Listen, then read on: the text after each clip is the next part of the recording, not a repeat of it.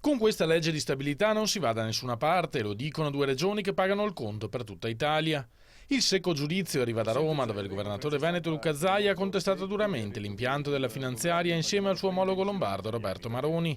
Bastano tre dati a far capire come questo governo stia prendendo in giro i cittadini, argomenta Zaia. Siamo passati da un taglio di sprechi che doveva essere di 20 miliardi ad appena 15, da un taglio di tasse che doveva essere di 18 a uno di 11 e si sono dimenticati di dire che l'aumento di spesa sarà di altri 11 miliardi.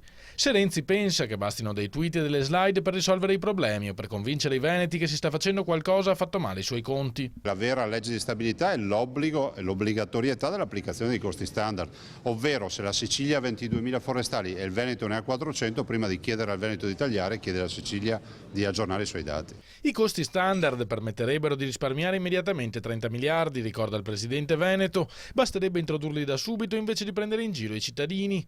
E so di parlare anche per molti miei colleghi governatori che da principio avevano risposto con il cuore che questa finanziaria non andava bene, anche se dopo con la tessera di partito hanno dovuto chinare la testa e presentarsi dal governo col cappello in mano.